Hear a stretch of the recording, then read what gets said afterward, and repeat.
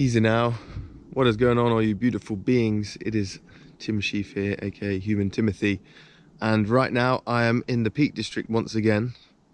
It is currently still autumn, but it's on the cusp of winter, and I've headed out for a sort of chill walk in one of my favourite spots up here. First I'm going to get ready. I'm going to do this. I think I've decided to do it barefoot. This is a good route for barefoot. We'll do this. But I'm going to pack my feet, tread light shoes. Just pack them just in case it does get sharp. But it is an icy day. It's not too long a walk. We'll see. Right. Shall we get going? And then I can tell you where we are.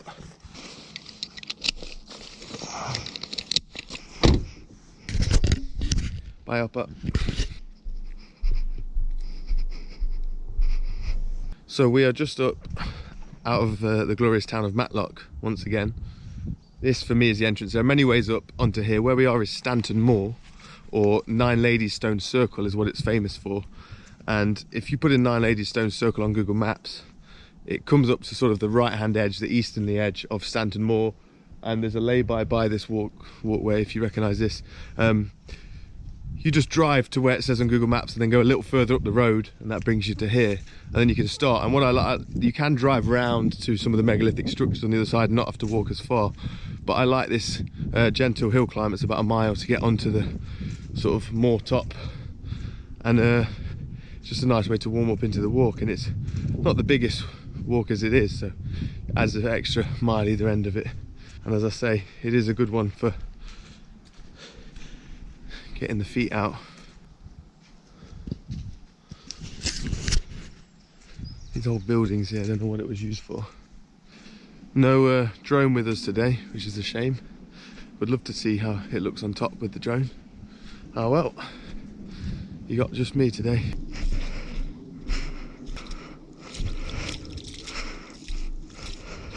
It is icy. Wasn't wrong there. Now, one of my favourite things about this walk, and especially coming this way, because if you don't come up this path you won't find this, is this fresh spring right here.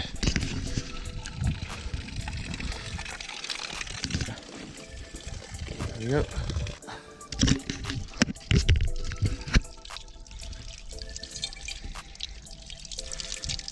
Now, I always like to question things from a sort of ancestral perspective, and we all carry water bottles around with us all day into the gym, and I just think, did our ancestors really have to carry water around? Like, oh, 1 second. So I was thinking, did our ancestors carry water around with them all the time to stay hydrated? Do we need to drink as much water as we're told? Hey, I feel weird now. I want to turn the tap off, but it's just got to keep running. Just hearing that noise. Do we need to drink as much water as we're told? Is that a product of being more dehydrated because of the food we're eating, or is that just something, can we over drink water? Because I'm definitely been a proponent in the past of drinking a lot of water, but actually there's a lot of times I don't feel that thirsty, and I've been drinking to thirst a lot more lately. And I don't think our ancestors carried around loads of bottles with them everywhere they went. I don't think there was always access to water. So how much water is the right amount to drink? I don't know. I guess the body knows, and trying to listen to that might help. But one thing is, when it's cold out, you really don't feel like drinking water, especially river water, which would have been the main access of water.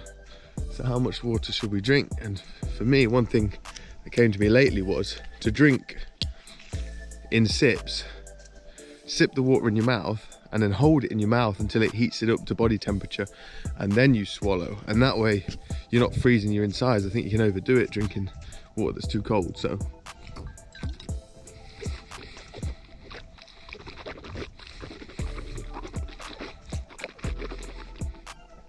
swill it around.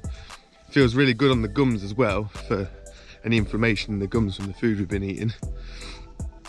It's like nice and cooling on the gums, heats up, and then you can drink it and it's not freezing your insides. Some big old millstones. Look at this quarry. Now there's actually a shortcut. It's a lot steeper up to the top by the spring, but this is a much more gradual. This is the proper way around. I've only done that like once up that way. I like the gradual approach.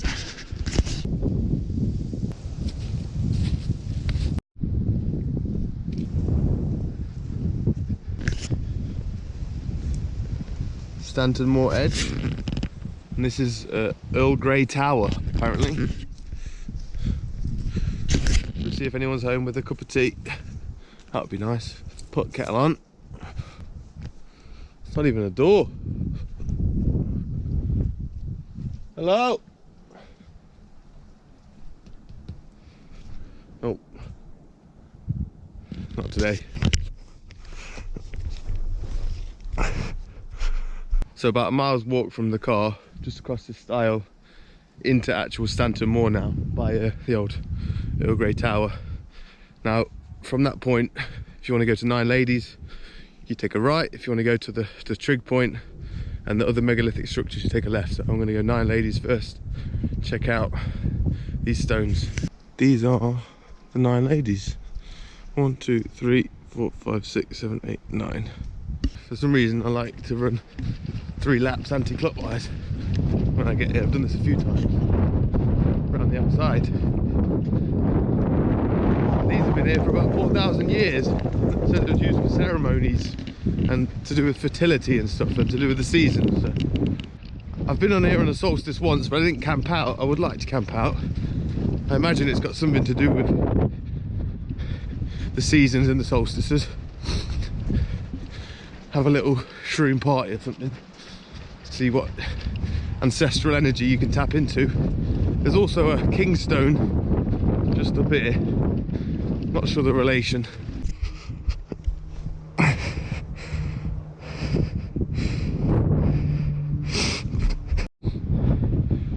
So after I check out the Nine Ladies, I always like to walk through the forest a bit on the lower side of it. There's sort of silver birch. It's nice. This bit is lovely for the feet. Yeah, warmed up a bit now, so good as well. Get the hair out. So there's a lovely silver birch forest here. Around October, previously in some of my videos you might have seen, I found some fly agaric mushrooms over here. Still not eating them yet properly. The old Mario mushrooms, red and white. One of the things I love about Stanton Moor is it is just a top of a hilltop, and the radius is about 4 or 5, not radius, circumference, 4 or 5 kilometers. So you can just explore within that 4 or 5 kilometer loop so much. And I just found this. I've never found this area before.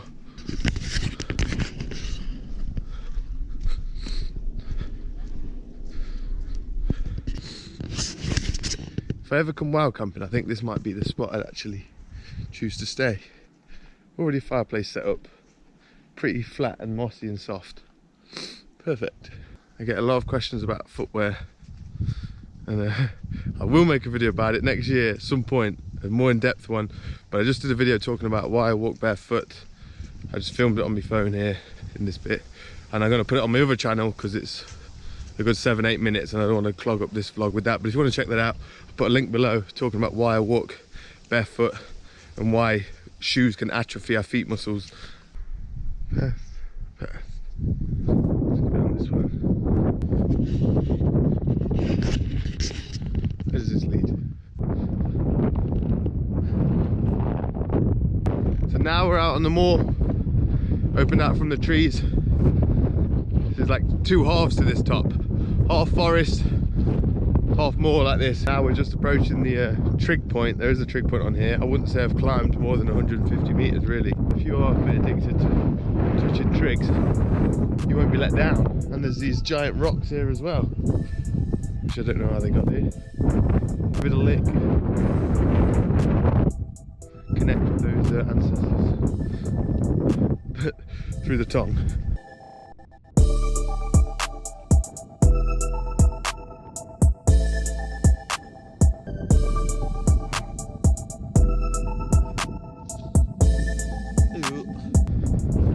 So just headed past the trig, so headed south west.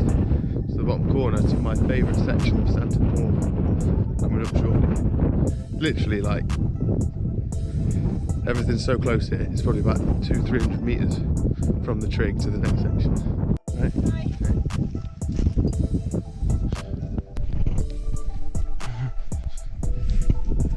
This is the rave pit. This is where I reckon, because this is the most substantial pit there is, it seems the most sort of thought out. I reckon 4,000 years ago, a few dozen pagans out here, merry on ale and mushrooms, celebrating the earth and the seasons. Some instruments going, maybe stood on these plinths here. Would have been a good time. Let's have a party here, guys. Next spring, wild camp and some fun times here. Someone bring the acoustics. Felix, we'll get Felix on the guitar. Be a lot of fun. This is the spot. And there's this weird, it seems like a sacrificial stone, which is kind of sad, but that's what life isn't all roses, you know. Yeah. Head speaker platform. And then there's a look out here. That giant rock. Someone sat on there. Hey guys, parents are coming. No, I don't know. As you might be able to tell, I'm sporting a organic cotton tracksuit we just released on Ethics. I do love this colour, man. It is actually legit one of my favourite things we've ever released.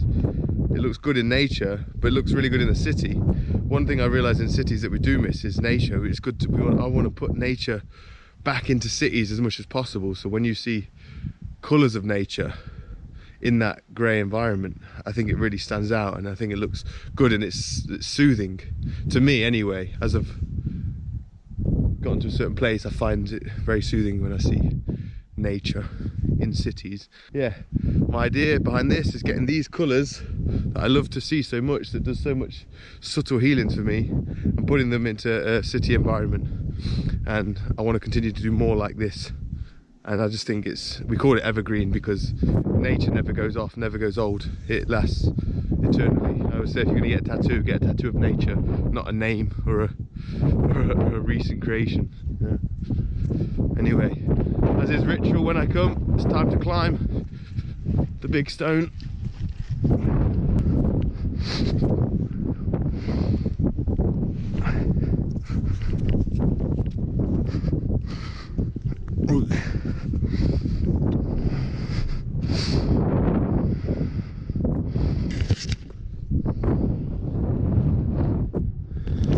Nice little meditation spot. I mean, I can't really film it, it's not real. I'll film it. Right, time to get down. Not feeling the jump from here.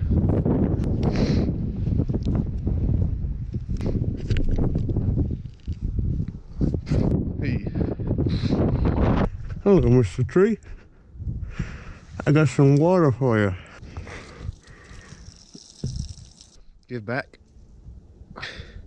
As my mate Jamie says, nature gives us so much food and the tools to build, and all it wants back from us is our waste. Pee in our wee, poo in our wee. Now if you walk around the outside, especially the southern side, where it's all the heather of Stanton Moor, you'll notice that every 50 or so feet, or meters maybe should I say, there's a giant rocky outcrop like this one here. It seems very strategically placed as like a viewing platform to look out. See here, the sun's coming out. Yep. Hello, Mr. Sun. Love you too. Yeah. So like this, these giant rock megaliths. You see them there, and then trees in the way, but there's two more here. And if you stick to the outside, you see loads of these Every, like I say, 50 meters strategically placed as though perfect lookout platform. Wonder what this place was back in the day. The aim of meditation is get to a place of no thought, to be more connected to everything. Then all rocks, the most connected beings, they're in no thought, are they not? Who knows? Just a thought. Take a lesson from the rock, Tim, and stop thinking. So normally I take that path and stay on the inside of the fence. I've never actually took this path just outside, but I think it's going to swing back around to the old Earl Grey Tower, and today is going to be the day I'm going to find out. So.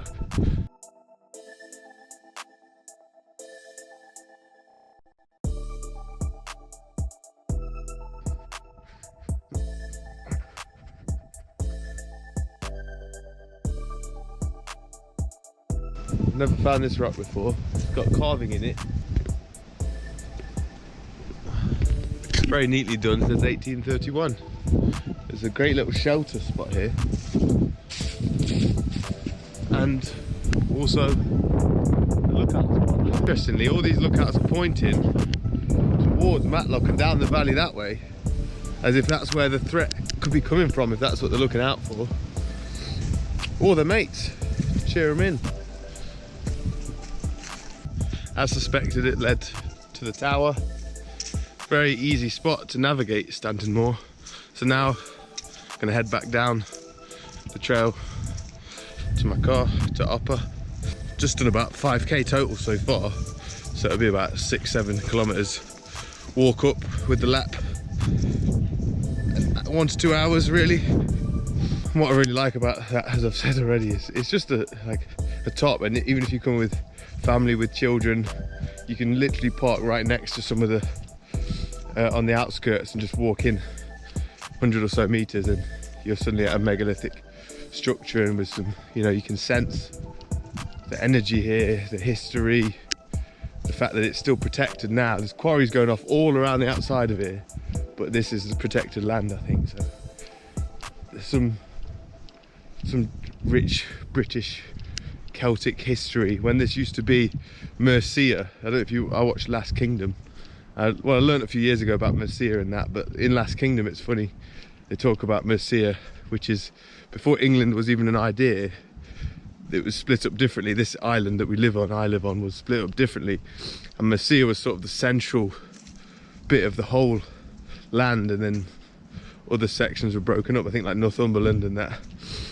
And the capital of Mercia is actually just a stone's throw across the river where I live in Wellington. The capital was Repton, which is right close to where I live, and that was the capital of Mercia, of land before it became England, when it was more broken up. And I find this so fascinating. Why was that the way the country was divided, and how do we live in attunement? And I think that's, interestingly, people that lived in the middle of England would live differently from the people that lived on the outskirts, so then their rules should be different and have different communities. So forget all this Brexit nonsense. Let's focus on the real change. Let's bring Mercia back. Let's get a good king or queen back. Split the country into smaller communities that can stand and make smart decisions for those people that live in those areas. A little bit spiky, and I want to finish this bit with a bit of fun, so I'm going to grab my shoes, hang them on, and we can go. Rightio. Here we go, good to go. Just takes that little bit of edge off, and it makes so much difference. I'm going to enjoy the ride down now.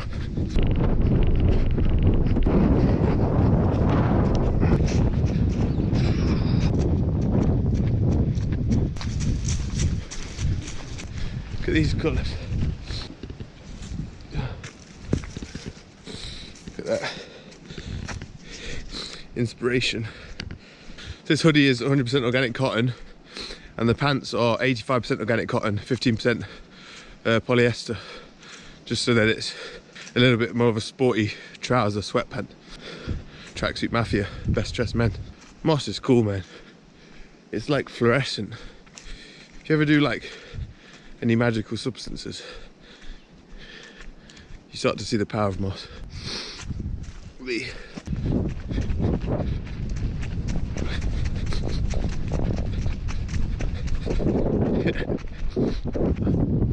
I got my favourite tap, still running.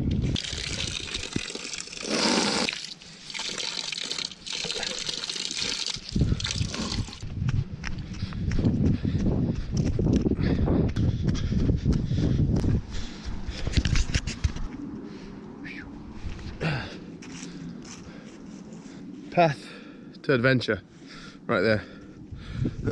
Okay, see how Upper's doing? Hey, Upper.